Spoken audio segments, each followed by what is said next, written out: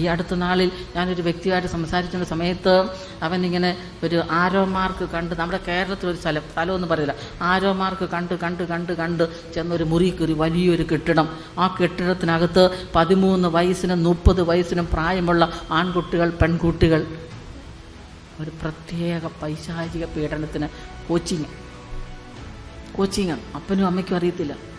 ഹോസ്റ്റലിൽ നിൽക്കുന്നവർ, അവർ ട്യൂഷനാണെന്ന് പറഞ്ഞ് വീട്ടിൽ നിന്ന് പോകുന്നവർ, വീട്ടിൽ താമസിച്ചു വരുന്നവർ, ആർക്കും പിടികിട്ടിയല്ല. പ്രിയപ്പെട്ട സഹോദരങ്ങളെ, ഇവ നിൽക്കുന്ന നിപ്പി തല കറങ്ങി 7 ധ്യാനകേന്ദ്രത്തിൽ ചെന്നു. 7ാമത്തെ ധ്യാനകേന്ദ്രം അവിടെ വന്നപ്പോൾ 1ാമത്തെ സോഫ്റ്റ്വെയർ എഞ്ചിനീയറാണ്. ഇവൻ പറഞ്ഞു, സിസ്റ്റർ, ഇവിടം കൊണ്ട് ഞാൻ രക്ഷപ്പെട്ടില്ലേ, ഞാൻ ഇവിടെ വെച്ച് മരിക്കും. ഞാൻ പറഞ്ഞു, ഇത് മരിക്കാനുള്ള സ്ഥലമല്ല, ജനിക്കാനുള്ള സ്ഥലമാണ്, ജീവിക്കാനുള്ള സ്ഥലം, ഈശോ സന്ദർശിക്കുന്ന സ്ഥലം. ഇവിടെ ആരും വന്ന് മരിച്ചിട്ടില്ല. മരിച്ചത് പാപത്തിന് മരിച്ച് ജീവൻ പ്രാപിച്ചിട്ടുള്ള. അതുകൊണ്ട് ഈശോ നിന്നെ സന്ദർശിക്കും, നീ ഇവിടെ വെച്ച് രക്ഷപ്പെടും.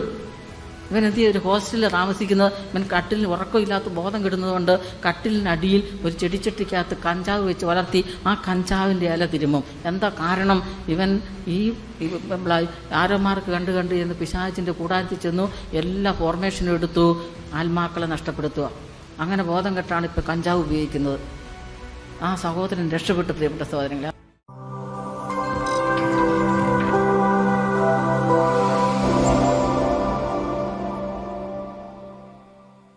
ഇവർ കഷ്ടപ്പെട്ട് മണ്ണിനോട് മല്ലടിച്ചും അവർ യാത്ര ചെയ്തും അധ്വാനിച്ചും കഷ്ടപ്പെട്ടാണ് ഇന്ന് നമ്മൾ അനുഭവിക്കുന്ന ജീവിത സമ്പത്ത് അനുഭവിക്കുന്നത്. അപ്പോൾ നമ്മൾ ഈശോ സന്ദർശിച്ച് ആ സന്ദർശനം അനുഭവിച്ചവരാണ്. അപ്പോൾ ഇന്ന് ജീവിക്കുന്ന മക്കൾ അത് തിരിച്ചറിയണം. നമ്മൾ സുഖിക്കാൻ വേണ്ടി മാത്രമല്ല, ഈശോയുടെ സന്ദർശനം തിരിച്ചറിഞ്ഞ് കഴിഞ്ഞ തലമുറ ജീവിച്ചിരിക്കുന്ന അപ്പനെയും അമ്മയും വല്യപ്പനെയും വല്യമ്മയും ബഹുമാനിച്ച് മുൻപോട്ട് പോയി പ്രാർത്ഥിക്കുമ്പോൾ പ്രിയപ്പെട്ട സഹോദരങ്ങളെ, അനുഗ്രഹം കുടുംബത്തിൽ വരും. അതുകൊണ്ട് പ്രായം ചെന്നവർ കുടുംബത്തിൽ അധികപ്പെട്ടല്ല, പ്രായം ചെന്നവർ കുടുംബത്തിന് അനുഗ്രഹമാണ്. ഈശോ അവരെ സന്ദർശിച്ചുകൊണ്ടായിരിക്കുന്നത്. അതുകൊണ്ട് കൊച്ചു കുട്ടികൾ എന്ത് ചെയ്യണം? പ്രായം ചെന്ന മുതിർന്ന സഹോദരങ്ങൾക്ക് അവർ 3 മേഖലയിൽ ഭയം വരും. ആ ഭയത്തിൻ്റെ മേഖല നമ്മൾ മാറ്റണം. എന്താണ് ഭയം? ഞാൻ ഇന്ന് വരെ ചെയ്തത് ശരിയാണോ?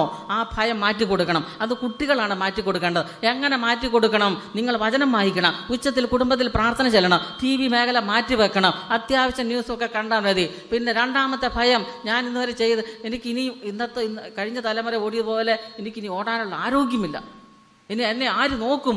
ആ ഒരു ഭയമുണ്ട് മുതിർന്ന തലമുറയ്ക്ക്. അത് കുട്ടികൾ മാറ്റിക്കൊടുക്കണം. 3ാമത്തെ ഭയം, മരണഭയം.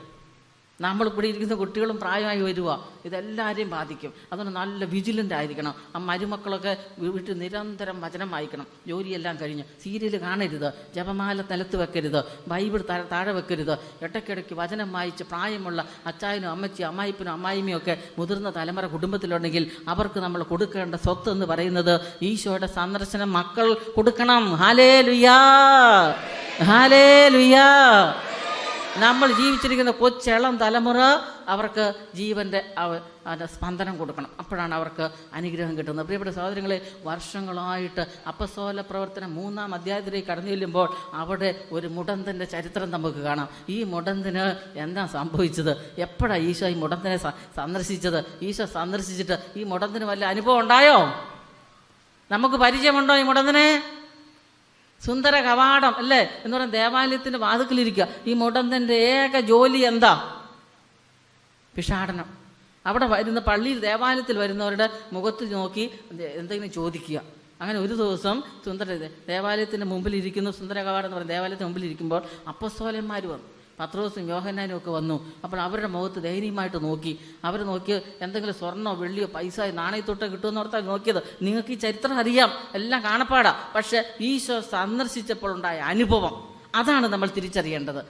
ഈശോയുടെ സന്ദർശനമാണ് ഓരോ ക്രിസ്മസും, ഈശോയുടെ സന്ദർശനമാണ് ഓരോ ക്രിസ്ത്യാനിയുടെ ജീവിതം, ഈശോയുടെ സന്ദർശനമാണ് 365 ദിവസവും. ഈശോ സന്ദർശിക്കുമ്പോൾ അനുഗ്രഹം തരും, ഈശോ സന്ദർശിക്കുമ്പോൾ സൗഖ്യം തരും, ഈശോ സന്ദർശിക്കുമ്പോൾ പാപത്തിൻ്റെ കെട്ടുകൾ എടുത്തു മാറ്റും, കെട്ടപ്പെട്ട അവസ്ഥ ഈശോ മാറ്റും. ഹല്ലേലൂയാ, ഹല്ലേലൂയാ. ഈ സുന്ദര കവാടത്തിലിരിക്കുന്ന ഈ യാചകൻ എന്ത് ചെയ്തു? ഈ മുടന്തൻ ഇവിടെ നിന്ന് നോക്കി. അപ്പം പത്രോസിലെ യോഹന്നാൻ പറയും, ഞങ്ങൾക്ക് വെള്ളി സ്വർണ്ണമൊന്നും തരാനില്ല, പക്ഷെ ഞങ്ങൾ ഒരു കാര്യം തരാം. എന്താ തരാനുള്ളത്? അവർക്ക് എന്താ അവർക്ക് കൊടുക്കാനുള്ളത്? എന്ത് കൊടുക്കും? ഈശോയുടെ നാമത്തിൽ എഴുന്നേറ്റ് നടക്കാൻ ഉണ്ടോ? അതാണ് അവർ കൊടുത്തത്. ഈശോയുടെ നാമത്തിൽ നീ എഴുന്നേക്ക്. ഈ അപ്പസ്തോലന്മാർ എന്ത് ചെയ്തു? അവൻ്റെ കണ്ണുകളിലേക്ക് നോക്കി. കണ്ണുകളിലേക്ക് നോക്കിയപ്പോൾ അവരും അപ്പസ്തോലന്മാരെ കണ്ണുകളിലേക്ക് നോക്കി. അതാണ് ഒരു സന്ദർശനം. ജീവനുള്ള കണ്ണ്. ആ കണ്ണുകളുടെ ഈശോയെ കൊടുത്തു.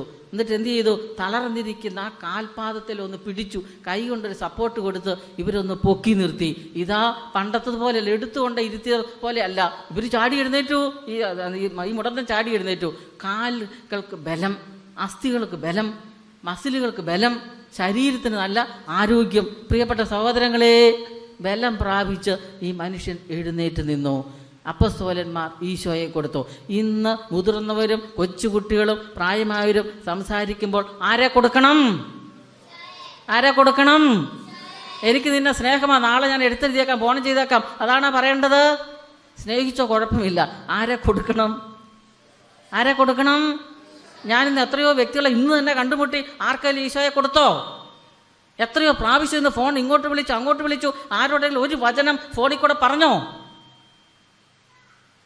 ഉണ്ടോ? അവിടെ ഇല്ലയെന്ന് പുറത്തുനിന്ന് കേൾക്കാം. പിന്നെ അകത്തുള്ളവരുടെ സ്ഥിതി പറയണോ? ആർക്കെങ്കിലും ഈശോയെ കൊടുത്തോ? മൊബൈൽ ഫോണിൽ കൂടെ കണ്ടുമുട്ടിയവരുടെ വാക്കുകളിലൂടെ നേരിട്ട് കൊടുക്കാൻ പറ്റിയോ?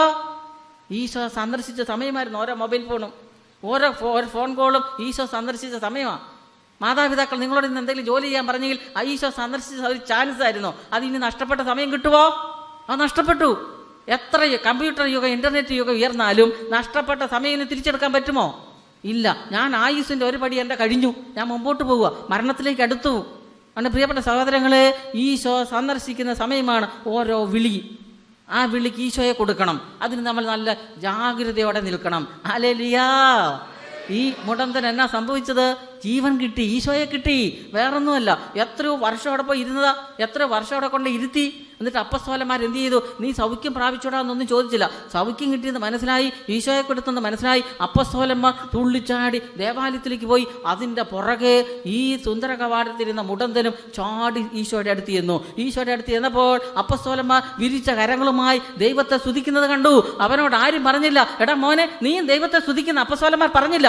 അവരെ നോക്കി ഈ മുടന്തൻ എന്ത് ചെയ്തു? ഈശോയെ എന്ന് വിളിച്ചു, ദൈവത്തെ മഹത്വപ്പെടുത്തി. അപ്പസ്തോലന്മാർ പുറത്തേക്ക് ഇറങ്ങിയപ്പോൾ ഇതാ ജനപ്രമാണികൾ യഹൂദന്മാർ അവരെ പിടിച്ച് ചോദ്യം ചെയ്തു, ഇടിക്കുന്നു, അടിക്കുന്നു, ജയിലിലിടുന്നു. അവരെ എല്ലാ തരത്തിലുള്ള മർദ്ദന മുറകൾ. ഇവൻ എന്ത് ചെയ്തു?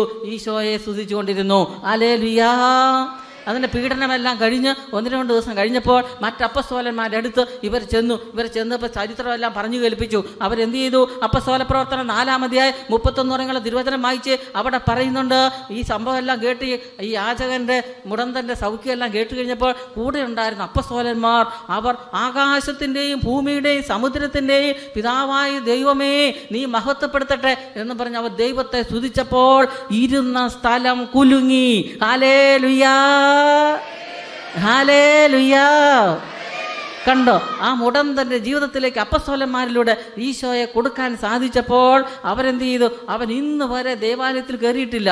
അവൻ ദേവാലയത്തിൽ കയറി ഈശോയെ സ്തുതിച്ചു. അപ്പസ്തോലന്മാർ ദൈവത്തെ സ്തുതിച്ചു. അവർക്ക് കിട്ടിയ പീഡനം സഹോദരങ്ങളോട് പറഞ്ഞു. അവരും ആകാശത്തിൻ്റെ ഭൂമിയുടെ സമുദ്രത്തിൻ്റെ ഉടയവനായി ദൈവത്തെ സ്തുതിച്ചു. ഇരുന്ന സ്ഥലം കുലുങ്ങി. ഈശോയെ കൈമാറി. ഈശോയെ കൈമാറിയപ്പോൾ ഈശോയുടെ സന്ദർശനം അവർക്ക് തിരിച്ചറിയാൻ പറ്റി. പ്രിയപ്പെട്ട സഹോദരങ്ങളെ, നമുക്ക് എത്ര വയസ്സ് പ്രായമുണ്ട്? എത്രയോ വർഷം നമ്മൾ വീട്ടിലിരുന്ന് പ്രാർത്ഥിച്ചു, എത്രയോ വർഷം ഈ ദേവാലയങ്ങളിൽ അല്ലെ പല ദേവാലയങ്ങളിൽ പോയി പ്രാർത്ഥിച്ചു. എന്നെങ്കിലും പ്രാർത്ഥിച്ചിരുന്ന സ്ഥലം കുലുങ്ങിയിട്ടുണ്ടോ? ഉണ്ടോ? ഭൂമി കുലുക്കം വന്ന് കുലുങ്ങിയിട്ടുണ്ട് അല്ലേ? ഭൂമി കുലുക്കം വന്ന് കുലുങ്ങി. അല്ലാതെ പ്രാർത്ഥിച്ച് സ്വരം ഉയർത്തി പ്രാർത്ഥിച്ചതിൻ്റെ പേര് കുലുങ്ങിയിട്ടുണ്ടോ? അപ്പോൾ എനിക്ക് സന്ധ്യാസമയം ഈ ഇടവകയിൽ നിന്ന് പള്ളിയിൽ നിന്ന് കുരിശുമണി കേട്ട ഉടൻ വീട്ടിൽ ഇരുന്ന് എന്ത് ചെയ്യണം? സീരിയൽ കാണണോ? കൊള്ളാം. എന്ത് ചെയ്യണം? മൊബൈൽ ഫോൺ കേൾക്കുകയല്ല. എന്ത് ചെയ്യണം? കുരിശ് വരയ്ക്കണം. കൊണ്ടോ ഒരു കൊച്ചിൻ്റെ അതിർത്തിയിൽ നിന്ന് വന്നത്. കുരിശ് വരയ്ക്കണം. എല്ലാവരും വിളിച്ചു. ആ സമയത്ത് 2-ാം നില കയറരുത്. ആ സമയത്ത് കമ്പ്യൂട്ടറിന് മുമ്പിൽ പോകരുത്. ഈശോ സന്ദർശിക്കുന്ന സമയമാണ്. ഇടവപ്പള്ളിയിലെ കുരിശുമണി. ഹല്ലേലൂയ. ഈ കുരിശുമണിയുടെ ശബ്ദം കേട്ട് പിശാചുക്കളെല്ലാം പുറത്തു പോയിട്ട് കുടുംബത്തിലേക്ക് അനുഗ്രഹം വരും. ആ സമയത്ത് പ്രായം ചെന്നവരും കൊച്ചുകുട്ടികളും അമ്മച്ചിമാരും എല്ലാവരും ഒരുമിച്ച് രൂപക്കൂടിന് മുമ്പിലിരുന്ന് ഈശോയെ കേൾക്കണം, ഉച്ചത്തിൽ പ്രാർത്ഥിക്കണം. കർത്താവിൻ്റെ മാലാഖ അറിയാമോ? ഉച്ചത്തിൽ ചെല്ലണം. ഒരു കയ്യിൽ മൊബൈൽ ഫോൺ പിടിച്ചോണ്ടല്ല കർത്താവിൻ്റെ മാലാഖ ചെല്ലേണ്ടത്. ഇപ്പോൾ കോഴി വളർത്തലില്ല ആർക്കും. കഴിഞ്ഞ വെള്ളപ്പൊക്കത്തിലെല്ലാം പോയി. ഈശോ സന്ദർശിക്കുന്ന സമയം കുരിശുമണി, ഈശോ സന്ദർശിക്കുന്ന സമയം കുടുംബ പ്രാർത്ഥന. ആ സന്ദർശനം നമ്മൾ തിരിച്ചറിയണം. പ്രിയപ്പെട്ട മാതാ സഹോദരങ്ങളെ, ഈ മേഖലയിൽ നമുക്ക് ഇന്ന് കുറവുണ്ട്. അപ്പോൾ ഈ മുടന്തൻ എത്ര വർഷം സുന്ദര കവാടത്തിരുന്ന ആരും ഈ പള്ളി കൊണ്ടേ എടുത്തിട്ടില്ല. പള്ളിക്കകത്ത് കയറ്റിയിട്ട മോനെ ഇത് ദേവാലയ, ഇതിനകത്തുനിന്ന് കയറി പ്രാർത്ഥിക്കുക ആരും പറഞ്ഞിട്ടില്ല. അതേസമയം പൈസ കൊടുക്കും, ഭിക്ഷാടനം നടത്തും, പൈസ കൊടുക്കും. ഈ അപ്പസ്തോലന്മാരാണ് ഈശോ കൊടുത്ത് സൗഖ്യം കൊടുത്ത് അകത്തേക്ക് കയറ്റിയത്.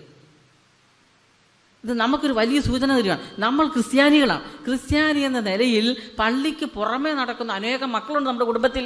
പള്ളി കയറിയല്ല, ഉദാശകളില്ല, കുമ്പസാരമില്ല, ആണ്ടിലൊരിക്കൽ വന്നെങ്കിൽ പുറത്തിരിക്കും. ഈ മുടന്തനെ പോലെ പുറത്തിരിക്കും. അതുകൊണ്ട് പ്രിയപ്പെട്ട സഹോദരങ്ങളെ, വിശ്വാസികൾ എന്ന നിലയിൽ മാമോദീസ സ്വീകരിച്ച നമ്മുടെ കുടുംബത്തിലോ മാതാപിതാക്കളോ മക്കളോ സഹോദരങ്ങളോ ബന്ധുക്കളോ എനിക്കറിയാവുന്നവരാരെങ്കിലും നമ്മുടെ കുടുംബത്തിലുണ്ടെങ്കിൽ അവൻ പള്ളിയുടെ പുറത്ത് പരിയാപ്പുറത്ത് അലഞ്ഞു തിരിഞ്ഞായിട്ട് നടക്കേണ്ടവനല്ല. അവരെ അകത്ത് കയറ്റാനുള്ള ഉത്തരവാദിത്വം എൻ്റേത് നിങ്ങളുടേതുമാണ്. ഹല്ലേലൂയാ, ഹല്ലേലൂയാ. പുറത്ത് പരിയാപ്പുരത്ത് നടക്കുന്നവനെ അകത്ത് കയറ്റാനുള്ള ഉത്തരവാദിത്തമാണ് ദൈവം സന്ദർശിക്കുമ്പോൾ ഒരു ക്രിസ്ത്യാനിക്ക് കൊടുത്തിരിക്കുന്നത്. അതുകൊണ്ട് എൻ്റെ ഉത്തരവാദിത്തമാണ് ദേവാലയത്തിൽ പോകാത്ത വ്യക്തിക്ക് വേണ്ടി കൈവിരിച്ച് പിടിച്ച് പ്രാർത്ഥിക്കുക. ദേവാലയത്തിൽ പോകാത്ത, വിശ്വാസമില്ലാതെ, പ്രാർത്ഥനയിൽ പങ്കാളിത്തമില്ലാതെ കുടുംബത്തിൽ പ്രാർത്ഥിക്കാൻ വരാത്ത അപ്പനോ അമ്മയോ സഹോദരങ്ങളോ മക്കളോ ഉണ്ടെങ്കിൽ നമ്മൾ അവർക്ക് വേണ്ടി ത്യാഗം ചെയ്ത് പ്രാർത്ഥിച്ച് ഈശോയുടെ സന്ദർശനം നമ്മൾ ജീവിച്ചിരിക്കുമ്പോൾ തന്നെ അവർ അനുഭവിക്കണം. ആ തീരുമാനമെടുക്കുന്ന വ്യക്തികൾക്കാണ് ഈ വാർഷിക ധ്യാനം കൊണ്ട് എന്തെങ്കിലും അനുഗ്രഹം ഈശോ തരിക. അത് സ്വീകരിക്കാൻ തയ്യാറുള്ളവർ മാത്രം കരമുയർത്തിക്ക്. അതിന് പ്രായവ്യത്യാസമൊന്നുമില്ല. കൊച്ചു കുട്ടികൾക്കുൾപ്പെടെ ഈ മേഖലയിൽ ത്യാഗം ചെയ്യാൻ പറ്റും, അനേകർക്ക് വേണ്ടി പ്രാർത്ഥിക്കാൻ പറ്റും. ഈശോയുടെ സന്ദർശനം എല്ലാ വ്യക്തികൾക്കും കിട്ടാൻ വേണ്ടി പ്രാർത്ഥിക്കാൻ സാധിക്കും. അങ്ങനെ ആഗ്രഹിക്കുന്നവർ, തീരുമാനിക്കുന്നവരുണ്ടെങ്കിൽ അതൊരു നല്ല സ്റ്റെപ്പാണ്. കരമുയർത്തിക്കോ, ഉച്ചത്തിൽ വിളിച്ചേ, സ്വരമുയർത്തി വിളിച്ചേ, ഈശോയെ വിളിച്ചോ. പോരാ, ശക്തിയോടെ വിളിക്ക്. വിശ്വാസമില്ലാത്തവർ, അവിശ്വാസികൾ, എൻ്റെ പ്രിയപ്പെട്ട മാതാപിതാക്കൾ, സഹോദരങ്ങൾ ആരെങ്കിലും കുടുംബത്തിലുണ്ടെങ്കിൽ അവരെ വിളിച്ച് പ്രാർത്ഥിക്കാനുള്ള വലിയ അഭിഷേകം ചോദിക്കുക. പോരാ, സ്വരമുയർത്തി വിളിക്ക്, വിശുദ്ധിയോടെ വിളിച്ച്. യേശുവേ, നഷ്ടപ്പെട്ടു പോയ നാടുകൾക്ക് വേണ്ടി അധ്വാനിക്കാൻ, നഷ്ടപ്പെട്ടു പോകുന്ന ദൈവജനത്തിന് വേണ്ടി പ്രാർത്ഥിക്കുവാൻ, വിശ്വാസമില്ലാത്തവർക്ക് വേണ്ടി ത്യാഗം ചെയ്യാൻ ഉള്ള അഭിഷേകം ചോദിക്കുക. അപ്പോൾ ഇന്ന് ധ്യാനം കഴിഞ്ഞ് വീട്ടിൽ ചെന്ന് കഴിഞ്ഞാൽ ഉടൻ നിങ്ങൾ വലിയ ബഹളം വെക്കാനും തുടങ്ങരുത്. ആ സീരിയൽ കാണാൻ പോകരുത്. അമ്മച്ചിമാർ ശ്രദ്ധിക്കണം. മക്കളെ മൊബൈൽ ഫോൺ എടുക്കാനും പോകണ്ട. നിങ്ങൾ ഒരധ്യായം ബൈബിൾ വായിക്കണം.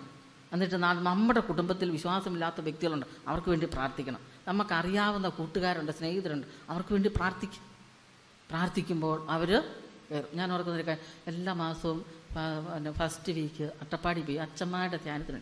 ഈ കഴിഞ്ഞ പ്രാവശ്യം പോയി വരുമ്പോൾ ട്രെയിനെ വെച്ച് ഒരു പയ്യനെ, ഒരു 10-18 വയസ്സേ ഉള്ളൂ. അപ്പോൾ ഇവനെ സംസാരിച്ചുകൊണ്ടിരുന്നപ്പം എനിക്ക് മനസ്സിലായി ഒരു നെഗറ്റീവ് സ്പിരിറ്റ്. അപ്പോൾ ഞങ്ങൾ എൻ്റെ കൂടെ വേറൊരു സിസ്റ്ററുണ്ട്, ഞങ്ങൾ രണ്ടുപേരും ഇങ്ങനെ ഇതിനോട് സംസാരിച്ചപ്പം ഒരു നെഗറ്റീവ് സ്പിരിറ്റ്. ഞാൻ ഇവനോട് പേര് ചോദിച്ചു. ഇവൻ പറഞ്ഞു എൻ്റെ പേര് രേണു. ഞാൻ പറഞ്ഞു കുട്ടനെ ഈശോ പറഞ്ഞു നിൻ്റെ പേര് രേണു ഒന്നുമല്ല, നിൻ്റെ പേര് തോമസാണ്. ആ പറഞ്ഞിങ്ങ് തീർന്ന ക്ഷണം ഞാൻ ഉത്തരം പറഞ്ഞു, മോനെ നിന്നെ തോമസ് എന്ന് പറഞ്ഞാണ് ഈശോ മാമോദിസ മുക്കിയത്. നിൻ്റെ തലതൊട്ടപ്പനും ജീവിച്ചിരിപ്പുണ്ട്, നിൻ്റെ അപ്പനും അമ്മയും ജീവിച്ചിരിപ്പുണ്ട്. നിന്നെ ഓർത്ത് അവർ വിഷമിക്കുന്നുണ്ട്. നീ രേണുവല്ല, നീ തോമസാണ്. ഉണ്ടോ നെഗറ്റീവ് സ്പിരിറ്റ്. ഇവൻ്റെ ചരിത്രം മുഴുവൻ ഇവൻ ഇറക്കി. ഇവൻ +2 പഠിക്കുന്ന കുട്ടിയാണ്. +1 പുറത്ത് ചാടിയതാണ്. +1 4 മാസം ഇവൻ കേരളത്തിന് പുറത്തായി തിരിച്ചു വരുക. വീട്ടുകാർക്ക് അറിയത്തില്ല ഇവൻ തിരിച്ചു വരുന്നത്. രേണു എന്ന പേര് അവിടെ ചെന്നെടുത്തു. ഞാൻ ചെന്ന് വീട് സ്ഥലവും എല്ലാം നുണ പറഞ്ഞു, എല്ലാം പരിശുദ്ധാത്മാവ് കാണിച്ചു തന്നു. നിങ്ങൾ ഇറങ്ങാൻ പറഞ്ഞു. എന്നെക്കൊണ്ട് ഞാൻ എറണാകുളത്ത് ഇറക്കി. ഫോൺ തരാൻ പറഞ്ഞു. പേരൻസിനെ വിളിപ്പിച്ചു. സാറിങ്ങളെ തൃശ്ശൂർ ക്യാപ്റ്റനോ ഫോൺ നമ്പർ തന്നു. പേരൻസിനെ വിളിച്ചു. 5-8 മാസമായി. പഠിത്തമെല്ലാം നിർത്തി. ഈ അപ്പനും അമ്മയും ഓടി വന്നു ഇവനെ. പിന്നെ ട്രെയിൻ ഒത്തിരി സമയം നിൽക്കുകയല്ലോ. ഞാൻ പോന്നു. പിന്നെ അവൻ കോണ്ടാക്ട് ചെയ്തപ്പം അപ്പനും അമ്മയും പറഞ്ഞു അവൻ തോമസായി. അതിനുശേഷം വന്ന് അനുദപിച്ച് കുമ്പസാരിച്ച് വീട്ടിലുണ്ട്. അവനാ വന്നത് വീട്ടിൽ പോകാൻ വേണ്ടിയിട്ടല്ല വന്നത്. നേരെ കന്യാകുമാരി ഇറങ്ങി അവിടുന്ന് വേളാങ്കണ്ണി പോയി. അങ്ങനെ അവിടെ ഇരിപ്പുറപ്പിക്കാൻ വന്ന പയ്യനാണ്. അങ്ങനെ വന്നു ഉണ്ടോ നെഗറ്റീവ് സ്പിരിറ്റിൽ ആ സമയത്ത് ഈശോ സ്പർശിച്ചു. ഇന്ന് എത്ര കുട്ടികളാണെന്നറിഞ്ഞു, എത്ര കുട്ടികൾ. ഈ അടുത്ത നാളിൽ ഞാനൊരു വ്യക്തിയായിട്ട് സംസാരിക്കുന്ന സമയത്ത് അവനിങ്ങനെ ഒരു ആരോ മാർക്ക് കണ്ട്, നമ്മുടെ കേരളത്തിലൊരു സ്ഥലമൊന്നും പറയില്ല, ആരോ മാർക്ക് കണ്ട് ചെന്നൊരു മുറിക്ക് ഒരു വലിയൊരു കെട്ടിടം. ആ കെട്ടിടത്തിനകത്ത് 13 വയസ്സിനും 30 വയസ്സിനും പ്രായമുള്ള ആൺകുട്ടികൾ, പെൺകുട്ടികൾ ഒരു പ്രത്യേക പൈശാചിക പീഡനത്തിന് കോച്ചിങ്. അപ്പനും അമ്മയ്ക്കും അറിയത്തില്ല. ഹോസ്റ്റലിൽ നിൽക്കുന്നവർ, അവർ ട്യൂഷനാണെന്ന് പറഞ്ഞ് വീട്ടിൽ നിന്ന് പോകുന്നവർ, വീട്ടിൽ താമസിച്ചു വരുന്നവർ, ആർക്കും പിടികിട്ടിയല്ല. പ്രിയപ്പെട്ട സഹോദരങ്ങളെ, ഇവ നിൽക്കുന്ന നിപ്പി തല കറങ്ങി 7 ധ്യാനകേന്ദ്രത്തിൽ ചെന്നു. 7ാമത്തെ ധ്യാനകേന്ദ്രം അവിടെ വന്നപ്പോൾ ഒന്നാമത് സോഫ്റ്റ്വെയർ എഞ്ചിനീയറാണ്. ഇവൻ പറഞ്ഞു, സിസ്റ്റർ ഇവിടം കൊണ്ട് ഞാൻ രക്ഷപ്പെട്ടില്ല, ഞാൻ ഇവിടെ വെച്ച് മരിക്കും. ഞാൻ പറഞ്ഞു, ഇത് മരിക്കാനുള്ള സ്ഥലമല്ല, ജനിക്കാനുള്ള സ്ഥലമാണ്, ജീവിക്കാനുള്ള സ്ഥലം, ഈശോ സന്ദർശിക്കുന്ന സ്ഥലം. ഇവിടെ ആരും വന്ന് മരിച്ചിട്ടില്ല. മരിച്ചത് പാപത്തിന് മരിച്ച് ജീവൻ പ്രാപിച്ചിട്ടുള്ള. അതുകൊണ്ട് ഈശോ നിന്നെ സന്ദർശിക്കും, നീ ഇവിടെ വെച്ച് രക്ഷപ്പെടും. ഇവൻ എന്ത് ചെയ്യും? ഒരു ഹോസ്റ്റലിൽ താമസിക്കുന്നത്. ഇവൻ കട്ടിലിന് ഉറക്കമില്ലാത്ത ബോധം കിടുന്നതുകൊണ്ട് കട്ടിലിനടിയിൽ ഒരു ചെടിച്ചട്ടിക്കകത്ത് കഞ്ചാവ് വെച്ച് വളർത്തി ആ കഞ്ചാവിൻ്റെ ഇല തിരുമും. എന്താ കാരണം?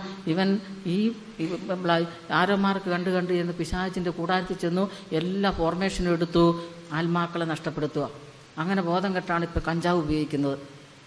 ആ സഹോദരൻ രക്ഷപ്പെട്ടു. പ്രിയപ്പെട്ട സഹോദരങ്ങളെ, ആ സഹോദരൻ നമ്മൾ തിരിച്ചറിയേണ്ടത്, ഇപ്പം നമുക്ക് ബുദ്ധിശക്തിയുണ്ട്. ഇപ്പം ഞാനിവിടെ നിന്നുകൊണ്ട് എൻ്റെ കൈ ഉയർത്തുന്നു, അതരം തുറക്കുന്നു, വാ തുറക്കുന്നു, സംസാരിക്കുന്നു, പരിശുദ്ധാത്മാവ് അനുഗ്രഹം തന്നില്ല നടക്കുമോ?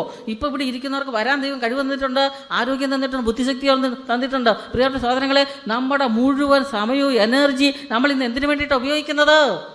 അനേകർ നഷ്ടപ്പെടുന്ന യുവതി യുവാക്കന്മാർ, ബാലന്മാർ, കൗമാര പ്രായക്കാർ നമ്മുടെ ഈ കേരളത്തിലുണ്ട് എന്ന തിരിച്ചറിവ് നമുക്ക് വേണം. അതുകൊണ്ട് നമ്മൾ മരിക്കുന്നതിന് മുമ്പ് ഒരു 10 ആത്മാവിനെങ്കിലും രക്ഷപ്പെടുത്തിയിട്ട് മരിക്കാവൂ. ഇത്രയും വർഷം ലോകത്ത് ജീവിച്ചിട്ട് എത്ര ആത്മാവ് സ്വർഗത്തിൽ പോയി കണക്ക് ചോദിച്ചിട്ടുണ്ട്. ജനിച്ചു വീഴുന്ന കുട്ടിക്ക് അപ്പം തന്നെ ഈശോ ആത്മാക്കളെ കൊടുക്കും രക്ഷപ്പെടുത്താൻ. ഈശോ എന്നെ സന്ദർശിച്ച് പറയണം. ഒരു യുവതിയോട് യുവാവിനോട് പറയുന്നുണ്ട്, നിനക്ക് ഇത്ര വ്യക്തികളെ ഞാൻ തരുന്നുണ്ട്, അവർ രക്ഷപ്പെടണം, അവർ ഞാൻ വഴിയെ രക്ഷപ്പെടൂ, വേറൊരാൾ വഴി രക്ഷപ്പെടത്തില്ല. അതുകൊണ്ട് ഇവിടെ ഇരിക്കുന്ന എല്ലാ കൊച്ചു കുട്ടികൾ ഉൾപ്പെടെ നിങ്ങൾക്ക് ആത്മാക്കളെ തലയിട്ടുണ്ട്. നഷ്ടപ്പെട്ടു പോകുന്ന യുവതി യുവാക്കന്മാർ, ബാലന്മാർ, മദ്യവയസ്കർ, മദ്യാസന, അതുപോലെ തന്നെ മദ്യത്തിൻ്റെ മയക്കുമരുന്നിനെ പിടികിടക്കുന്നവരെ രക്ഷപ്പെടുത്താൻ ഞാൻ അതിനുവേണ്ടി എന്ത് ചെയ്യുന്നു? അരമണിക്കൂർ മധ്യസ്ഥ പ്രാർത്ഥന നടത്തുന്നുണ്ടോ? അരമണിക്കൂർ കൈപിടിച്ച് ഒരു ജപമാല ചെല്ലാൻ പറ്റുന്നുണ്ടോ? ഒരു വിശുദ്ധ കുർബാനയിൽ പങ്കെടുത്ത് നഷ്ടപ്പെടുന്ന ആത്മാക്കൾക്ക് വേണ്ടി അധ്വാനിക്കുന്നുണ്ടോ? ഇനി എന്ന് ചെയ്യാനിരിക്കും എല്ലാവരും? അതുകൊണ്ട് ഈശോ നമ്മളെ സന്ദർശിക്കുമ്പോൾ ഈശോ നമ്മളെ ഏൽപ്പിക്കുന്ന വലിയൊരു ഉത്തരവാദിത്വമാണ് എൻ്റെ സമയം, എൻ്റെ കഴിവ്, എൻ്റെ ആരോഗ്യം, എൻ്റെ എല്ലാ നന്മകളും മറ്റുള്ളവർക്ക് വേണ്ടി ചെലവഴിക്കുക എന്നുള്ളത്. ഹല്ലേലൂയ! അങ്ങനെയാണ് സുന്ദര കവാടത്തിൽ ഇരുന്ന ആ മുടന്തനെ അപ്പസ്തോലന്മാർക്ക് സുഖപ്പെടുത്താൻ പറ്റിയത്. അവരുടെ ജീവിതത്തിൻ്റെ ഒരു സമയം അവർക്ക് വേണ്ടി കൊടുത്തു, അവരുടെ ഒരു നോട്ടം അവന് രക്ഷ കൊടുത്തു, അവൻ്റെ അപ്പസ്തോലന്മാരുടെ കരം അവരുടെ കാലുകൾക്ക് ബലം കൊടുത്തു. അവന് അപ്പസ്തോലന്മാർ ദേവാലയത്തിൽ പ്രവേശിച്ചു. ഇവനും വർഷങ്ങളായിട്ട് ദേവാലയത്തിൽ പ്രവേശിക്കാതിരുന്ന ഈ മുടന്തൻ എന്ത് ചെയ്തു? ദേവാലയത്തിലേക്ക് പ്രവേശിച്ചു. ഇന്ന് നമ്മളും എന്ത് ചെയ്യണം? ദേവാലയവുമായി ബന്ധപ്പെടാതെ നടക്കുന്നവരെ കയറ്റാനുള്ള മധ്യസ്ഥ പ്രാർത്ഥന നടത്തണം. ഹല്ലേലൂയാ! ഹല്ലേലൂയാ! അതുകൊണ്ട് എത്ര വ്യക്തികൾ ഞാൻ വഴി പ്രാർത്ഥിച്ച് ത്യാഗം ചെയ്ത് സ്വർഗത്തിലുണ്ട്. ഒരു കണക്കെടുക്കണം നാളെ വരുമ്പോൾ കേട്ടോ. നിങ്ങളെ കണക്കെടുത്തോണ്ടേ വരാവുള്ളൂ. ഇപ്പോൾ ഈ ധ്യാനത്തിൽ വരാത്തവർ ആരെങ്കിലും വീട്ടിൽ പമ്മിയിരിപ്പുണ്ടോ? നിങ്ങൾ ഇന്ന് പോയി ആരോടും പറയരുത്, ഒരു ജപമാല ചെല്ല്, അവർക്ക് വേണ്ടി ഒരു ജപമാല ചൊല്ലി അവരെ ഇവിടെ വരുത്ത്, വചനം കേൾക്കട്ട്. ആത്മാവ് നഷ്ടപ്പെട്ടു പോയാൽ എന്തു ചെയ്യും? ഞാൻ ഓർക്കുന്നതിൻ്റെ കഴിഞ്ഞ പ്രാവശ്യം അവിടെ ധ്യാനിക്കാൻ വന്നൊരു 4ാം ക്ലാസ്സുകാരൻ, ഞാൻ നോക്കുമ്പോൾ ഭക്ഷണത്തിന് വിടുന്ന സമയത്ത് അവൻ ഭക്ഷണം കഴിക്കാൻ പോകുന്നില്ല. ഞാൻ 3 ദിവസം ശ്രദ്ധിച്ചു. ഞാനോർത്ത് എപ്പോഴേലും പോയി ഭക്ഷണം കഴിക്കുന്നുണ്ടെന്ന്. ഇവൻ്റെ കയ്യിലൊരു ജപമാലം പിടിച്ച് ഒരു സ്ഥലത്ത് കുറേ മെറ്റിൽ കിടപ്പുണ്ട്, ആ മെറ്റിലെ കൂടെ മുട്ട നീന്തുക. ഞാൻ അവനെ വിളിച്ച്, എടമാനെ നീങ്ങി വന്നേ, നീ ഏത് ക്ലാസ്സിലാണ് പഠിക്കുന്നത്? ഞാൻ 4ാം ക്ലാസ്സിൽ. നീ ഭക്ഷണം കഴിക്കുന്നില്ലേ? ഞാൻ ഭക്ഷണം കഴിക്കുന്നില്ല. എന്താ കാരണം? എൻ്റെ ചേട്ടായി 8ാം ക്ലാസ്സുകാരൻ ഇവിടെ ധ്യാനിക്കുന്നുണ്ട്. അവൻ്റെ മാനസാന്തരം കാണാത്രത്തോളം കാലം ഞാൻ പ്രാർത്ഥിക്കുക, ഞാൻ ഭക്ഷണം കഴിക്കത്തില്ല. ഞാൻ ചേട്ടായിക്ക് എന്ത് പറ്റി സിസ്റ്റർ? അവൻ എല്ലാ തരത്തിലുള്ള പാപത്തിൻ്റെ അടിമത്തത്തിലാണ്. അപ്പനും അമ്മയും വന്നിട്ടുണ്ട്, അവർ ഉദ്യോഗസ്ഥരാ, അവർ ജോലിയെല്ലാം രാജിവെച്ച് ഇവരുടെ കൂടെ നടക്കുക. എങ്ങനെയെങ്കിലും ഒന്ന് പ്രാർത്ഥിക്കണം, ദേവാലയത്തിൽ പോകണം, സ്കൂളിൽ പോകണം, പഠിക്കുന്നത് കാണണം. സാഖി കെട്ടിട്ട് വന്നിരിക്കുക. അതുകൊണ്ട് എൻ്റെ ചേട്ടായി 8ാം ക്ലാസ്സുകാരൻ മാനസാന്തരപ്പെട്ടാലേ ഞാൻ ഭക്ഷണം കഴിക്കൂ. 4-ാം ക്ലാസ്സുകാരൻ തീരുമാനമെടുത്തു. ധ്യാനത്തിൻ്റെ തീരുന്ന അന്ന് വ്യാഴാഴ്ച വൈകുന്നേരം അവൻ ഓട്ടി വന്ന് എന്നോട് പറഞ്ഞു, സിസ്റ്റർ ഇങ്ങ് വരാൻ പറഞ്ഞു. ഞാൻ ചെന്ന് ദേവാലയത്തിൽ ചെല്ലുമ്പോൾ ഈ ചേട്ടായി കൈ പിടിച്ച് ജപമാല ചെല്ലുന്നു. ഇവന് സന്തോഷം. ഞാൻ ഇവനോട് പറഞ്ഞു, എങ്കിൽ നീ ഒരു കാര്യം ചെയ്യുക, ഞായറാഴ്ച ഉച്ച കഴിഞ്ഞ് വന്ന പയ്യൻ വ്യാഴാഴ്ച ഉച്ച വരെ വൈകുന്നേരം വരെ ഭക്ഷണം കഴിച്ചിട്ടില്ല. എന്നാൽ നീ ചേട്ടായി പ്രാർത്ഥിച്ചല്ലോ, നീ പോയി ഭക്ഷണം കഴിക്കുക. ഇല്ല സിസ്റ്റർ, ഇല്ല. ഇവൻ ദൈവത്തോടടുത്ത് ജപമാല ചെല്ലുന്നത് കണ്ടതിൻ്റെ സന്തോഷത്തിൽ ഇന്നും ഞാൻ ഉപവാസം പ്രഖ്യാപിച്ചിരിക്കുന്നു. കണ്ടോ, ആ കൊച്ചിൻ്റെ ജീവിതത്തിലേക്ക് ഈശോ സന്ദർശിച്ചു. അങ്ങനെ ഈശോ സന്ദർശിച്ചപ്പോൾ പ്രിയപ്പെട്ട സഹോദരങ്ങളെ, ചേട്ടായിയെ മാനസാന്തരപ്പെടുത്താനുള്ള ത്യാഗം ഏറ്റെടുക്കാനുള്ള കൃപ, അഭിഷേകം പരിശുദ്ധാത്മാവ് കൊടുത്തു. ഹല്ലേലൂയാ, ഹല്ലേലൂയാ. ഒരു നേരത്തെ ഭക്ഷണം മാറ്റിവെച്ച് മറ്റുള്ളവരുടെ മാനസാന്തരത്തിന് വേണ്ടി, എൻ്റെ അപ്പൻ്റെ മാനസാന്തരം, അമ്മയുടെ മാനസാന്തരം, സഹോദരങ്ങളുടെ മാനസാന്തരം, അയൽവക്കക്കാരുടെ മദ്യപാനം മാറാൻ, അല്ല കുടുംബത്തിൻ്റെ കലഹം മാറാൻ നമുക്ക് ചെയ്യാൻ പറ്റിയിട്ടുണ്ടോ? ഉണ്ടെങ്കിൽ ഈശോ എന്നെ സന്ദർശിക്കുന്ന ശബ്ദം ഞാൻ കേട്ടിട്ടുണ്ട്. അതുകൊണ്ട് പ്രിയപ്പെട്ട സഹോദരങ്ങളെ, ഈശോ എന്നെ സന്ദർശിക്കുന്നത് എൻ്റെ പാപം ഉപേക്ഷിക്കാൻ, ഈശോ എന്നെ സന്ദർശിക്കുന്നത് എനിക്ക് അനുഗ്രഹം നൽകാൻ, ഈശോ എന്നെ സന്ദർശിക്കുന്നത് അനേകർക്ക് വേണ്ടി, അവർക്ക് രക്ഷയ്ക്ക് വേണ്ടിയിട്ടാണ്. എൻ്റെ ഈശോയുടെ സന്ദർശനത്തിൻ്റെ ശബ്ദം ഞാൻ കേൾക്കുമ്പോഴാണ് ഈ വർഷത്തെ ക്രിസ്മസ് എൻ്റെ ജീവിതത്തിൽ, എൻ്റെ കുടുംബത്തിൽ ഈശോ ജനിക്കുക. ഹല്ലേലൂയാ.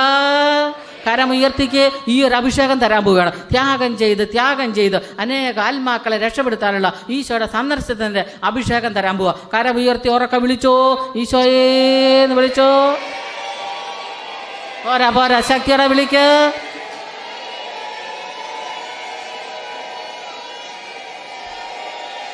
ശബ്ദമുയർത്തി വിളിച്ച്, ആദരം തുറന്ന് വിളിച്ച്, ചങ്കുപൊട്ടി വിളിച്ച്, ആത്മാവിൽ ഉണർവും തീക്ഷ്ണതയും ചോദിച്ച് വിളിച്ച്, മുതിർന്നവരെയും കുട്ടികളെ എല്ലാം ഈശോ അനുഗ്രഹിക്കുന്ന സമയമാണ്. ദൈവസ്നേഹം നിറയാൻ ആഗ്രഹിച്ച് വിളിച്ചോ. അഭിഷേകത്തിൻ്റെ ആത്മാവ് നിറയാൻ ആഗ്രഹിച്ച് വിളിച്ച്, പരിശുദ്ധാത്മാവിൽ കത്തി ജ്വലിക്കാൻ ആഗ്രഹിച്ച് വിളിക്കുന്നു.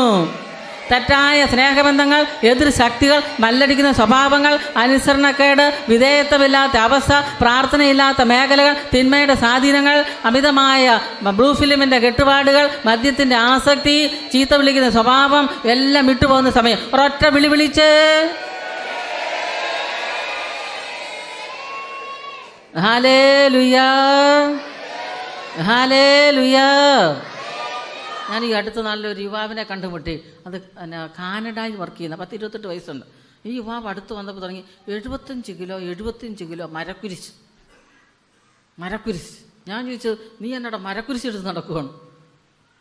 സിസ്റ്റർ, അപ്പനും അമ്മയോടെ താമസം. ഞാനിവിടുന്ന് +2 കഴിഞ്ഞ് അവിടെ ചെന്നു ബിടെക് പഠിക്കുക.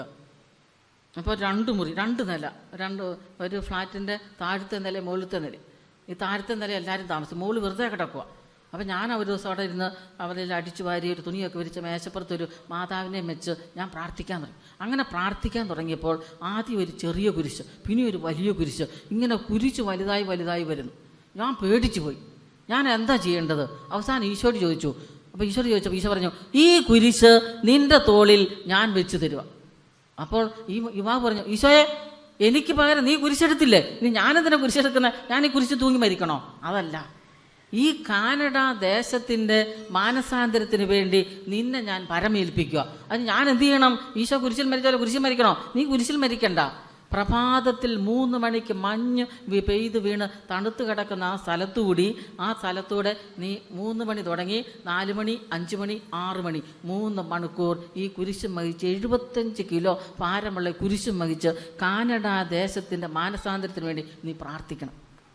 വ്യക്തതയിൽ ഉത്തരം, വ്യക്തതയിൽ. പ്രിയപ്പെട്ട സഹോദരങ്ങളെ, ഇവൻ ഫോൺ വിളിച്ചു, പരിചയമുള്ള പയ്യനാ.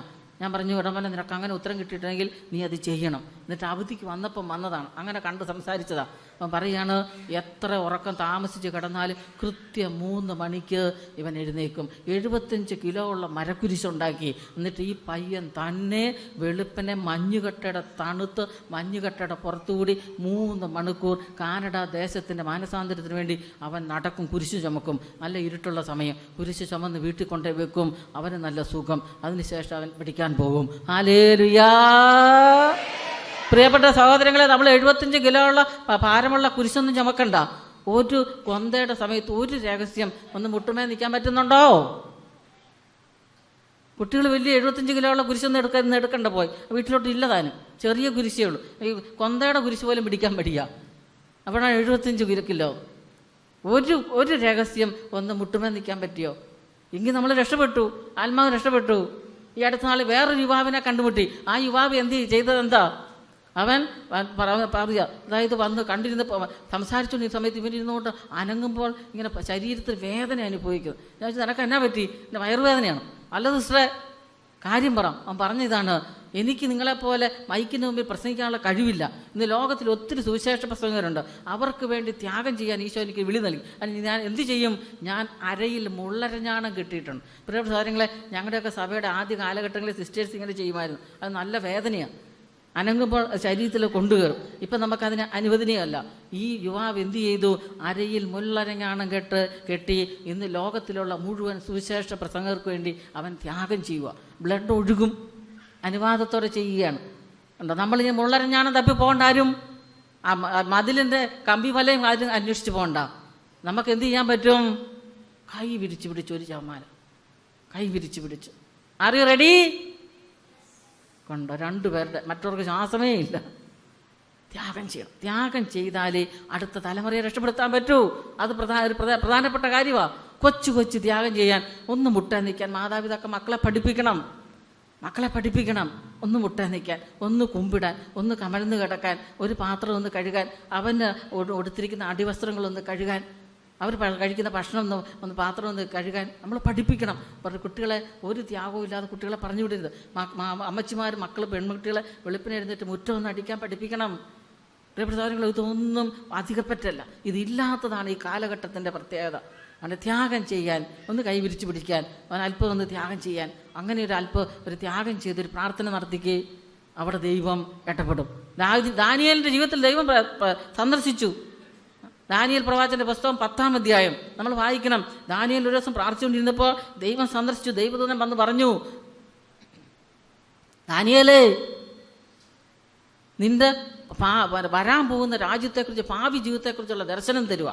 അത് അതിഭയങ്കരമാണ്. അതുകൊണ്ട് നീ ഇങ്ങനെ ഇരുന്നാൽ പോരാ, ഇന്ന് തുടങ്ങി നീ ഉപവാസം അനുഷ്ഠിക്കണം. ദാനിയേൽ എന്ത് ചെയ്തു? 21 ദിവസം ഉപവാസം പ്രഖ്യാപിച്ച സഹോദരങ്ങളെ. 21 ദിവസം ചാക്കുടുത്ത് ചാരം പൂശി, അതായത് മാംസം, മത്സ്യം എല്ലാം ഉപേക്ഷിച്ചു. ശരീരത്തിൽ ഉപയോഗിച്ച സുഗന്ധലേപനങ്ങൾ അത് ഉപേക്ഷിച്ചു. ഈ വസ്ത്രം അതിൻ്റെ കൂടുതൽ വിലയുള്ളതല്ല, അത് മാറ്റി ലളിത വസ്ത്രം ധരിച്ചു. എല്ലാം ഉപേക്ഷിച്ച് 21 ദിവസം ദാനിയേൽ ഉപവസിക്കുക. അങ്ങനെ ഉപവസിച്ച ആദ്യ ദിവസം ദാനിയേലിനെ തന്നെ എളിമപ്പെടുത്തി കുമ്പിട്ട് പ്രാർത്ഥിക്കാൻ തുടങ്ങി. ആദ്യ ദിവസം ദാനിയേലിൻ്റെ പ്രാർത്ഥന സ്വർഗത്തിൽ ചെന്നിട്ട് ദൈവം എന്ത് ചെയ്തു? എടാ ദാനിയേലേ, നീ പ്രിയപ്പെട്ടവനാണ്, നീ എളിമപ്പെട്ട് പ്രാർത്ഥിച്ചു, നിന്റെ പ്രാർത്ഥനയ്ക്ക് ഉത്തരമായി ഇതാ സ്വർഗത്തിൽ നിന്ന് എൻ്റെ ദൈവദൂതനെ ഞാൻ നിൻ്റെ അടുത്തേക്ക് അയച്ചിരിക്കുന്നു. പക്ഷെ ഈ ദൈവദൂതൻ വന്നത് 21-ാം ദിവസമാണ്. അതുവരെ ദാനിയേൽ ഉപവസിച്ചു. എന്താണ് ദൈവദൂതന് പറ്റിയതെന്താ? വരുന്ന വഴി സ്വർഗീയ ഇടങ്ങളിലെ പിശാച് പേർഷ്യ രാജ്യത്തിൻ്റെ സാത്താൻ കയറിപ്പിടിച്ചു. ദാനിയേലിൻ്റെ വേണ്ടി അയച്ച ദൈവദൂതനൊക്കെ നാട്ടിലേക്ക് വരാൻ പറ്റിയില്ല. സ്വർഗീയ ഇടങ്ങളിൽ വസിക്കുന്ന പിശാച്. അങ്ങനെ ദാനിയേൽ 21-ാം പൊക്കം ഈ ദൈവദൂതൻ അടുത്തു വന്നു, ചരിത്രമെല്ലാം പറഞ്ഞു. എന്നിട്ട് മിഖായേലാണ് എന്നെ സഹായിച്ചത്. അതുകൊണ്ട് പ്രിയപ്പെട്ട സഹോദരങ്ങളെ, 1884 ലയോ 13-ാം മാർപ്പാപ്പ ലോകത്തിലുള്ള എല്ലാ മെത്രാന്മാരോടും പറഞ്ഞു, എല്ലാ കുടുംബങ്ങളെയും മിഖായേലിന് പ്രതിഷ്ഠിക്കണമെന്ന്. നമ്മൾ മിഖായേലിൻ്റെ പ്രാർത്ഥന കുടുംബത്തിൽ ചെല്ലണം. സാത്താൻ്റെ തലയെ തകർക്കാനുള്ള പ്രാർത്ഥനയാണ്. സാത്താൻ്റെ തലയെ തകർക്കാൻ നമുക്ക് മിഖായേൽ നമ്മളെ സഹായിക്കും. അതോടൊപ്പം തന്നെ ഈ കാലഘട്ടം പരിശുദ്ധ അമ്മയുടെ വിമല ഹൃദയത്തിന് സമർപ്പിക്കണം. എല്ലാ ദിവസവും നമ്മുടെ കുടുംബങ്ങളിൽ പരിശുദ്ധ അമ്മയുടെ വിമല ഹൃദയത്തിന് പ്രാർത്ഥനയിരിക്കെ. പ്രാർത്ഥനയുണ്ടോ? കയ്യിൽ കുടുംബത്തിലുണ്ടോ? ഇല്ല, ഇന്ന് തന്നെ നിങ്ങൾ തപ്പിപ്പിടിക്കണം. നമ്മുടെ പ്രാർത്ഥന പുസ്തകങ്ങളിലുണ്ട്. ഒരൊറ്റ ദിവസം പോലും അത് ചെല്ലാതിരിക്കരുത്. മാതാപിതാക്കൾ മക്കളെ ജോലിക്ക് വിടുമ്പോൾ, മാതാപിതാക്കൾ തൊഴിൽ മേഖലയ്ക്ക് പോകുമ്പോൾ, പ്രായമായവർ കുടുംബത്തിലുണ്ടെങ്കിൽ നിങ്ങൾ ഇടയ്ക്കിടയ്ക്ക് ഈ പരിശുദ്ധ അമ്മയുടെ വിമല ഹൃദയത്തിൽ പ്രതിഷ്ഠിച്ചുകൊണ്ടുള്ള പ്രാർത്ഥന ചെല്ല്. അതുപോലെ തന്നെ മിഖായേലിന് സമർപ്പിച്ചുള്ള പ്രാർത്ഥന ചെല്ല്. നെറ്റിയിൽ കുരിശടയാളം വരച്ച് പ്രാർത്ഥിച്ചിട്ടേ പുറത്തു വിടാവൂ. നമ്മുടെ മക്കൾ വിദൂരത്തിൽ പഠിക്കുന്നുണ്ട്, ജോലി ചെയ്യുന്നുണ്ടെങ്കിൽ, ജീവിത പങ്കാളി വിദൂരത്തിലാണെങ്കിൽ ഈ പ്രാർത്ഥന നിശ്ചയമായിട്ടും ചെല്ലണം. ഹല്ലേലൂയാ, ഹല്ലേലൂയാ. കണ്ടോ, ഈ ദാനിയേലിൻ്റെ ഉപവാസവും ത്യാഗവും പ്രാർത്ഥനയും ദൈവം കണ്ടു. ദൈവം സന്ദർശിച്ചു ദാനിയേലിനെ, ദൈവം അനുഗ്രഹം കൊടുത്തു. അതുകൊണ്ട് ഈ കാലഘട്ടത്തിൽ താത്താൻ തലയുയർത്തുന്ന കാലഘട്ടമാണിത്. പരിശുദ്ധ അമ്മയോട് ചേർന്ന് ദിവ്യകാരുണ്യം സ്വീകരിച്ചും വചനം വായിച്ചും പരിശുദ്ധ അമ്മയ്ക്ക് സമർപ്പിച്ചും ഈശോയുടെ തിരുരക്തത്താൽ കോട്ട കെട്ടിയും വിശുദ്ധ കുരിശിൻ്റെ ശക്തിയാലും നമ്മൾ മുദ്ര ചെയ്ത് ജീവിക്കുമ്പോഴാണ് പ്രിയപ്പെട്ട സഹോദരങ്ങളെ ഈ കാലഘട്ടത്തിൻ്റെ സാത്താൻ്റെ തലയെ തറക്കാനുള്ള അനുഗ്രഹം ഓരോ ദൈവമകനും മകൾക്ക് ലഭിക്കുന്നത്. ഇല്ലെങ്കിൽ എന്നാ സംഭവിക്കും? നമ്മുടെ വിശ്വാസത്തിൻ്റെ മേഖലയിൽ കുറവ് സംഭവിക്കും. പ്രാർത്ഥിക്കാൻ പറ്റാത്ത അവസ്ഥ വരും. പരസ്പരം എതിർത്ത് നിൽക്കും. മാതാപിതാക്കൾ തമ്മിൽ വഴക്ക്, കലഹം, മക്കൾ തമ്മിൽ കലഹം, കുടുംബത്തിൽ നിന്ന് പ്രാർത്ഥനയുടെ തടസ്സമൊക്കെ മാറും. പ്രാർത്ഥിക്കാൻ പറ്റാത്തൊരവസ്ഥ. അതുകൊണ്ട് നമ്മൾ ബോധപൂർവം ഈ കാലഘട്ടത്തെ കാണാം. ഈശോയുടെ രണ്ടാം വരവിന് വേണ്ടി നമ്മൾ ഒരുങ്ങിയ അതെന്നാ എപ്പോഴാണെന്നൊന്നും ആർക്കും അറിയത്തില്ല. പക്ഷേ ഈ ദൗത്യം പരിശുദ്ധ അമ്മയെ ഏൽപ്പിച്ചിട്ടുണ്ട്. പോയി എല്ലാ മക്കളെ അറിയിക്കാൻ. ഇത് പിതാവിന് മാത്രമേ അറിയത്തുള്ളൂ. ഈശോ പറയുന്നുണ്ട്, ഈശോയുടെ രണ്ടാം വരവ് എൻ്റെ ദൗത്യമല്ല, അത് പിതാവായ ദൈവത്തിൻ്റെ ദൗത്യമാണ്. പരിശുദ്ധ അമ്മയാണ് ഇന്ന് ലോകം മുഴുവൻ ഏതെല്ലാം സ്ഥലങ്ങളിൽ അമ്മ പ്രത്യക്ഷപ്പെടുന്നത്. എന്താ? നിങ്ങൾ ജപമാല ചെല്ല്, എൻ്റെ പുത്രനോട് പ്രാർത്ഥിക്കുക, നിങ്ങൾ ത്യാഗം ചെയ്യുക, തപസ്സനുഷ്ഠിക്കുക, ഉപവസിക്കുക എന്ന് പറയാൻ കാരണം എന്താ? ഈശോയുടെ വരവിനെ സ്വീകരിക്കാൻ ദൈവമക്കൾ തയ്യാറാകണം. ഹല്ലേലൂയാ, ഹല്ലേലൂയാ. അങ്ങനെ തയ്യാറായി പ്രാർത്ഥിക്കുമ്പോഴാണ് ദൈവസ്നേഹം കുടുംബത്തിലേക്ക്. അതുകൊണ്ട് ഓരോ ദൈവമകനെയും മകളെയും ഈശോ സന്ദർശിച്ചുകൊണ്ടിരിക്കുക. ഈശോയുടെ സന്ദർശനം തിരിച്ചറിയിക്കുന്നവർക്കാണ് അനുഗ്രഹം. ഈശോ സന്ദർശിക്കുന്നത് എങ്ങനെയാണ് തിരിച്ചറിയണം? അപ്പോൾ നമുക്ക് അനുഗ്രഹം കിട്ടും കുടുംബത്തിൽ. അത് കുട്ടികൾക്ക് ഉൾപ്പെടെ ഈ അനുഗ്രഹം വായിക്കണം. നമുക്കറിയാം, നമ്മുടെ കുടുംബങ്ങളിൽ കുട്ടികളുടെ എണ്ണം കുറവാണ്. ഉണ്ടോ? കുട്ടികൾ ഒത്തിരി ഉണ്ടോ? മനീഷ് മൂന്നാമത്തെ ഫിനിഷ് അല്ലേ? നിധി വിധി മൂന്നാമത്തെ മതിയാക്കി വെച്ചിരിക്കുക. ഉൽപ്പത്തി പുസ്തകം 1-28 അതിനെന്താ? നിങ്ങൾ വർദ്ധിച്ചു പെരുകുവിൻ. ആരോടാ പറഞ്ഞത്? കുട്ടികൾ പറയുന്നുണ്ട് അവരോടല്ലെന്ന്. ആരോടാ പറഞ്ഞത്? ക്രിസ്ത്യാനികളോട് പറഞ്ഞതാ. വർദ്ധിച്ചു പെരുകുവിൻ. ഇന്ന് നമ്മുടെ കുടുംബത്തിൻ്റെ അവസ്ഥ എന്താ? ആകാശത്തിലെ നക്ഷത്രം പോലെ, ഭൂമിയിലെ മണൽത്തരി പോലെ നിങ്ങൾ വർദ്ധിക്കട്ടെ എന്ന് പറഞ്ഞ് നമ്മളോടാ പറഞ്ഞത്. ഇന്ന് എത്ര എണ്ണം ഉണ്ട് കുടുംബത്തിൽ? ഈ ഉള്ളതിന് ബോധമുണ്ടോ? ഉണ്ടോ? ഇങ്ങോട്ട് വരാൻ പറഞ്ഞാൽ അങ്ങോട്ട് പോകും, അങ്ങോട്ട് പോകാൻ പറഞ്ഞാൽ ഇങ്ങോട്ട് വരും. ഉള്ളതിന് ബോധമില്ല. കഞ്ചാവിന്, മദ്യത്തിന്, മാധ്യമങ്ങൾ അടിമപ്പെട്ടാണ് കഴിയുന്നത്. നമ്മൾ തിരിച്ചറിയണം. വർദ്ധിച്ച് പെരുകാൻ പറഞ്ഞാൽ നമ്മളോടാ. അതുകൊണ്ടാണ് റെബേക്കായുടെ ബന്ധുക്കൾ പറഞ്ഞ, നീ ആയിരങ്ങളുടെയും 10,000-ങ്ങളുടെയും അമ്മയായി തീരാൻ. 1000-ങ്ങളുടെയും 10,000-ങ്ങളെ. അതുകൊണ്ട് ജെറമ്യാ പ്രവാചകന്റെ പുസ്തകം 6-29 പറയുന്നുണ്ട്, കുട്ടികളെ വിവാഹം കഴിക്കുക, അവർക്ക് മക്കളുണ്ടാകട്ടെ, നിങ്ങളുടെ സംഖ്യ കുറഞ്ഞു പോകരുത്.